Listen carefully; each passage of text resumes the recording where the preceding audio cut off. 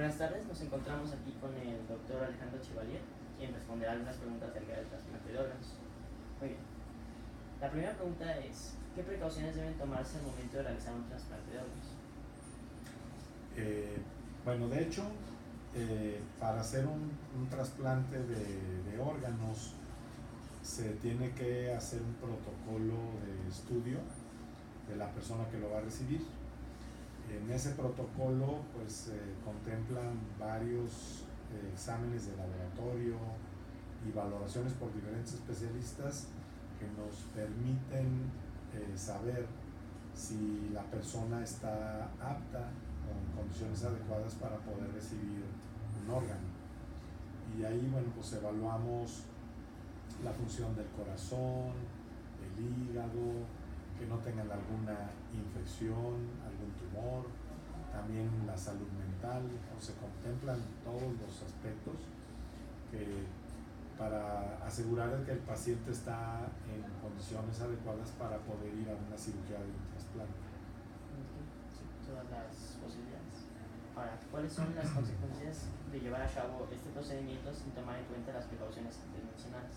Sí, pues son tan importantes que para poder aceptar a un paciente como candidato para recibir un trasplante es un requisito indispensable, es un requisito sine qua non, o sea, sin él no es factible. Para poderlo subir a la lista de espera del programa de trasplantes, primero es requisito que todas estas condiciones se hayan explorado y se hayan resuelto de manera satisfactoria. De no ser así, pues estaríamos poniendo en riesgo la vida del paciente y el éxito del trasplante. O si no tenemos la certeza de que su corazón está en condiciones de poder aceptar tolerar una cirugía de este tipo, o se ha tratado adecuadamente cualquier infección que pudiera haber en los pulmones, en el hígado, o que su médula ósea funciona bien, etcétera. Todo eso es indispensable para poder acceder con éxito a un trasplante. ¿Y existe algún avance científico que pueda ayudar a facilitar este proceso y hacerlo más seguro para el paciente? Ajá, sí, de hecho todos estos protocolos se han ido estandarizando a lo largo de los años con la experiencia que se va ganando de los trasplantes que se hacen, pues no solo aquí localmente en el programa del hospital, sino en México y en el mundo. No son protocolos universales que sabemos muy bien, por ejemplo, que hay que descartar que no tengan infección por virus de hepatitis B o de virus de hepatitis C, o tuberculosis activa, que la función del corazón sea correcta, que el hígado no esté enfermo, etcétera, etcétera, ¿no? Entonces, todo eso está perfectamente bien protocolizado y de hecho con cierta periodicidad se van actualizando con la finalidad de que se adecúen a los cambios que se van dando en la práctica de la medicina. Okay. Ahora, ¿qué opina usted de que existen algunas personas que se rehúsan a recibir un trasplante por miedo a los riesgos? Que se rehúsan. Sí. Bueno, al final es una decisión personal. Nosotros como médicos lo que hacemos o nuestra obligación es brindarles toda la información que hay para que sepan cuáles son los beneficios o los pros y también los riesgos o contras de un trasplante, ¿no? Y pueden variar un poquito dependiendo de cada paciente. No van a ser exactamente los mismos para un joven de 18 años que para un adulto mayor de 70. Entonces, algunos detalles pueden ser un poquito diferentes, pero ciertamente al final el paciente tiene la libertad de elegir qué es lo que consideran mejor para ellos. Lo que sí es nuestra responsabilidad es que con un lenguaje entendible y adecuado a la cultura médica de los diferentes pacientes, ellos tienen que entender muy claramente cuáles son los pros y los contras de ir o no ir a un trasplante, como los riesgos inherentes a la cirugía, algunas infecciones que pueden venir después, pero también los beneficios que les puede brindar, como una mayor sobrevida, reincorporarlos de manera plena a todo su ámbito laboral, social, familiar, etcétera. Ya prácticamente vuelven adelante con su vida normal. Cierto. Y ahora, ¿de verdad son tan peligrosas estas operaciones como se cree? ¿Y por qué? Son casos de cirugía mayor, sí es algo que se tiene que hacer en centros de alta especialidad. La cirugía misma es una cirugía que no cualquier cirujano la puede hacer. El cirujano que hace el trasplante de órganos es un cirujano que terminó su formación se hizo medicina, luego cirugía general y posteriormente hacen un entrenamiento que va de 2 a 3 años en cirugía de trasplantes, ¿no? Y además se mantienen muy activos realizando este tipo de cirugías de manera rutinaria. De igual forma,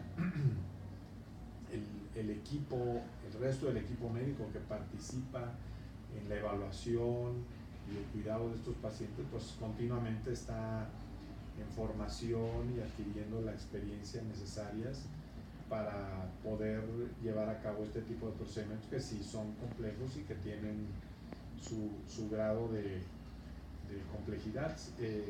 Los trasplantes realizados en centros donde no hay experiencia o formación, pues pueden literalmente poner en riesgo la vida de los pacientes. Cuando todo está en orden, alineado y se hace en un lugar que tiene la experiencia, entonces generalmente los resultados son buenos. Ok. Ahora, ¿qué órganos son los que trasplantan con mayor frecuencia y por qué? En San Luis Potosí, el trasplante de órganos que hacemos vigente a la actualidad es el de riñón, y es el órgano que más se trasplanta en todo el mundo. También se hacen trasplantes de algunos tejidos, en este caso de córnea, y se hace también un buen número de trasplantes de córnea, y algo de hueso. Pero en otras partes de la República, en la Ciudad de México, en Guadalajara y en Monterrey, se hacen también trasplantes de hígado, ¿sí? Y en la Ciudad de México, particularmente en el hospital del Centro Médico Nacional Siglo XXI, del Instituto Mexicano de Seguro Social, hace trasplantes de corazón. Hay algunos otros centros que hacen trasplante de corazón, y anecdóticamente se han hecho por ahí algunos trasplantes de pulmón, pero no muchos. En otras partes del mundo se hacen de manera regular, por ejemplo en Estados Unidos, en Canadá, en la mayor parte de los países de Europa, y otros países como Japón, Brasil, se hacen de manera rutinaria también. Además del trasplante de riñón y de hígado, se hacen nada más trasplantes de pulmones, de corazón, de páncreas, de intestino, pero con mucho, el más común, el más frecuente es el de riñón, y seguido por el de hígado. Okay. Y de estos órganos, ¿cuál trasplante representa mayor peligro? Pues todos tienen su grado de complejidad. Yo creo que por el ser órganos vitales y que no tenemos forma de reemplazarlos, el trasplante de hígado, el trasplante de pulmón y el trasplante de corazón, pues tienen un grado de delicadeza mayor, porque si fallan, pues el paciente no hay manera de sustituir momentáneamente la función de esos órganos. Con el riñón, si las cosas por alguna razón no salen, pues el paciente vuelve otra vez a algún programa de hemodiálisis o de diálisis peritoneal, y eso le permite seguir con vida mientras llega la oportunidad de un nuevo trasplante, ¿no? Pero esto no es para el hígado, no es cierto para el caso del hígado, el corazón o el pulmón. Si ahí no funcionan las cosas, pues el paciente se muere. ¿Y cuáles son las complicaciones más frecuentes al encontrar un donador de órganos? Para las complicaciones, bueno, en el caso del donador, para el riñón hay dos tipos de donadores. Hay donadores vivos y donadores fallecidos. El donador vivo habitualmente es un familiar de la persona que va a recibir el riñón, y así como hay un protocolo de estudio para el receptor, también hay un protocolo de estudio para el donador, donde evaluamos que no tengan alguna enfermedad, obviamente de los riñones, pero de igual forma tienen que tener un corazón, pulmón, hígado, páncreas sanos, ¿verdad? Tienen que tener un estado de salud completamente para poder donar un un riñón, sin que eso vaya en menoscabo de sus expectativas de vida futuro. Eso es para el caso del donador vivo. Entonces se tiene que hacer toda una batería de análisis, estudios y valoraciones por especialistas para saber que efectivamente son sanos y que pueden donar de manera segura un riñón y seguir su vida adelante sin problemas, ¿no? Para el donador fallecido, ahí pues las cosas son un poquito diferentes, pero también tenemos que asegurarnos de que los donantes no sean portadores de alguna infección que se pueda transmitir a la persona que va a recibir el órgano. Pues no deben tener infecciones por el virus de hepatitis o de SIDA o algunas otras que pudieran transmitirse y poner en riesgo la vida de quien lo recibe, ¿sí? Entonces ese protocolo es un poco más corto y se tiene que hacer todo en cuestión de horas, porque ahí no hay mucho tiempo para poder llevar a cabo todo el proceso, ¿no? ¿Y qué opina de que en ciertas religiones, como por ejemplo los testigos de Jehová, prohíban a sus adeptos recibir trasplantes de órganos e incluso transfusiones de sangre? Ajá. Hasta donde yo sé, y esto ahí se los dejo de tarea para que ustedes lo chequen ya directamente en la página web de los testigos de Jehová, pero de manera interesante, aunque en efecto su religión y la manera en la que ellos entienden, pues ahora sí que todos estos conceptos no permite que reciban transfusiones de sangre, pero no impide que sí pueden recibir un trasplante de órganos. Entonces sí pueden recibir, por ejemplo, un trasplante de riñón, aunque no puedan recibir transfusiones. Claro, eso hace más complicadas o complejas las cosas, porque en ocasiones, si hay una hemorragia, un sangrado, algo grave, no los podemos transfundir y incluso pues pueden fallecer a causa de esa hemorragia, ¿no?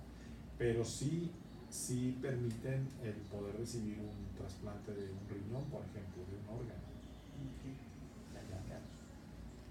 Y el trasplante de órganos, como sabemos, es un proceso sumamente complicado, sobre todo para aquellos con dificultades económicas.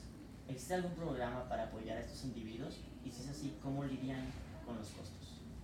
Sí, esa es una pregunta interesante y que lamentablemente pues, es un problema, uno de los muchos problemas que existen en cuanto a la inequidad o el acceso a los servicios de salud en nuestro país. Si el paciente es derechohabiente del Seguro Social o del ISSSTE o tiene la cobertura de algún seguro de gastos médicos mayor, pues habitualmente eso le incluye los costos de poder acceder a un trasplante de riñón. Pero si no tiene ninguna de estas seguros o coberturas, como se da en la mitad o más de la mitad de la población que están en la economía informal y no tienen una cobertura de seguro social, ISSSTE, etcétera, entonces ahí sí no hay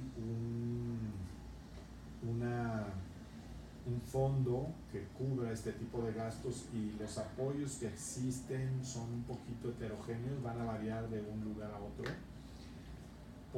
Durante algún tiempo el Seguro Popular estuvo cubriendo los trasplantes de menores de 18 años de edad.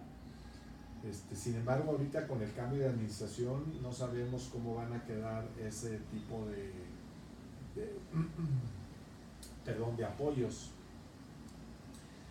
Y para los mayores de edad que no tienen seguridad social, ahí hay algunas fundaciones como la Fundación Mexicana del Riñón, que puede dar apoyos parciales para cubrir parte de los costos y a veces algunos de los medicamentos. Y aquí sí varía ya un poquito de un estado a otro, ya va a depender un poco de las políticas de salud de cada estado, donde sí pueden tener contemplado algún fondo económico para apoyar el trasplante y los medicamentos que este tipo de pacientes van a requerir. Creo que, por ejemplo, eso se da en alguna medida en el estado de Guanajuato y probablemente en Jalisco, pero no es algo que se dé universal. Aquí en San Luis, por ejemplo, pues no existe como tal, o es muy intermitente, de repente sí hay, de repente no hay.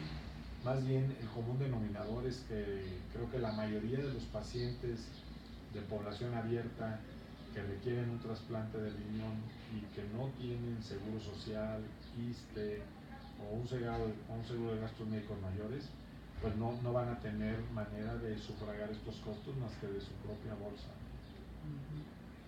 Bueno, hemos llegado al final de las preguntas y me parece muy importante clarificar todos estos puntos debido a que es una decisión que puede influir en la vida del paciente y puede afectar tanto a él como a su familia. Por lo tanto, muchas gracias por la entrevista. Ándele, encantado, mucha suerte. Muchísimas gracias. Que estén bien.